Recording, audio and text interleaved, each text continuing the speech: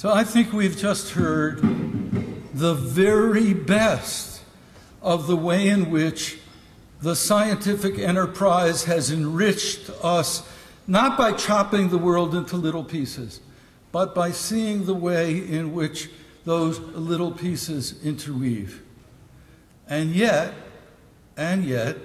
we know that that knowledge is not enough.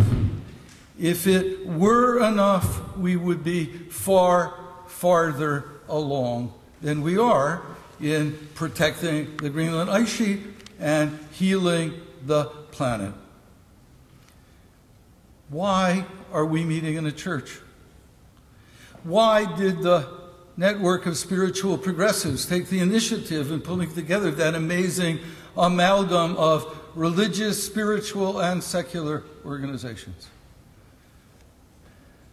Because what Lester Brown has taught us just tonight is, just to use the categories of Jewish mysticism, of Kabbalah, one of the four profound worlds of reality. The spirit, the heart, and action, as well as mind, are crucial. And so I'm going to invite you into a moment of painful and transformative spirit, emotion, and action. Alas,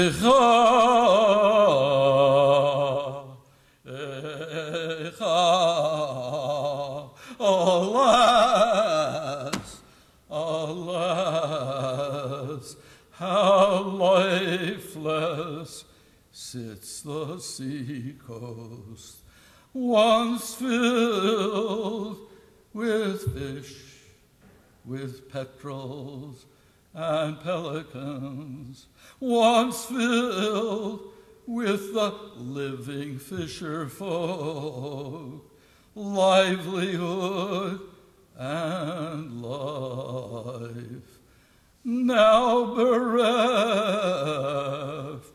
soaked in oil, gasping for breath, and dying. What have I just done? I have tried to unite something very old and something obviously very new. The chant I use, the melody, if you call it that, the lament, is one of the oldest pieces of Jewish tradition. It's the lamenting melody with which Jews once a year chant the Book of Lamentations, the book about the destruction of the ancient temples in Jerusalem. In our generation, the earth is a sacred temple for all the peoples, all the cultures, all the species, all the life forms on our planet. I said that part was new, but in some ways it's not even so new. Ancient interpretation of that sacred space was that it was just a microcosm of the world.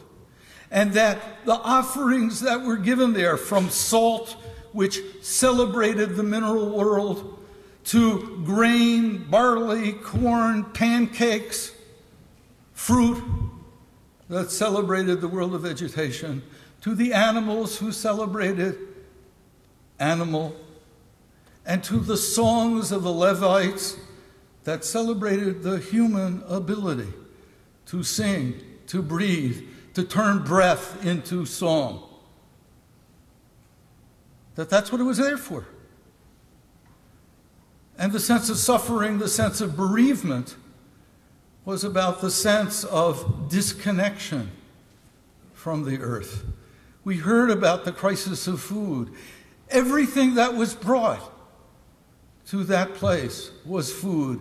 We have driven that out of our minds when we learn in textbooks it was the sacrificial system. What is that? It included, for example, pancakes. Pancakes? Come on. Well, you read the biblical description, and it says, take a handful of fine flour, mix it with oil, sprinkle spices, and turn it to smoke upon the altar. That's a pancake. The food was the connection. We've just heard it isn't the only connection anymore. Coal, oil, plastics, even uranium are the things that we eat nowadays. There was a reason for the emergence of the code of kosher eating. If you were going to eat food from sheep and cows and orchards and grain, then you had to have a sacred way of doing it. And that included a sacred way of self-restraint. The human race, it isn't the first time in our history, has lost all sense of self-restraint. We smashed the sacred mountains of West Virginia in order to get each last lump of coal. We raped the deepest recesses under a mile of ocean in the Gulf to get the last gallon of oil. We gobble the planet, which might be okay, except we know, both from the sacred teachings and from our history, that gobbling leads not to abundance, but to misery and poverty. And what is happening on the Gulf of Mexico and its coast today is the story of the Garden of Eden all over again, where God says, hey, abundance, eat joyfully and restrain yourself. A little self-restraint, please. And they won't. And what's the result? The earth will give forth thorns and thistles, not abundance. And you will have to work with the sweat pouring down your faces, just barely to get enough to eat. We have lived through, we are still living through this story in the Gulf of Mexico. There is another whole chunk of biblical teaching, one that has underpinned not only Judaism, but Christianity and Islam, where the story of the Exodus, most of us don't know this, is something like a fifth or more of the Quran. In that story, there are these things that most of us sort of thought we were taught, most of us, probably in kindergarten or even the 5th grade. These were magic tricks done by Super Pharaoh in the sky, the plagues. They weren't magic tricks. They were the response of the earth to oppression of human beings and of the earth. They were brought on by Pharaoh, by irresponsible, unaccountable, top-down power. And that's what we face today. I meet people who say, oh, it's our own fault. We're the ones who are addicted to the cars. True. There are people, millions, fewer millions than there used to be, because we did something about it, who were addicted to tobacco. But you know what? There were drug lords in the tobacco drug business. Drug pushers with billions of dollars to profit from our addiction. So we should be taking responsibility for our addiction. That does not prevent us from noticing that there are drug lords. When big oil can use sex, drugs, and money to corrupt a chunk of the U.S. government, the minerals, whatever. Thank you. It turns our attention away from the fact that they are corrupting, bribing, prostituting more than half the United States Senate.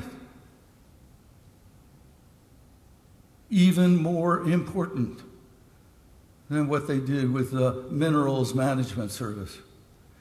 Because what we are seeing in the Gulf is just a microcosm of what we've heard. So there is a reason that we're meeting in a church, and that it's the network of spiritual progressives that initiated this, and that this strange, and thank God, amalgam of spiritual, religious, secular organizations come together. But we can't let it stop with us sitting together like this.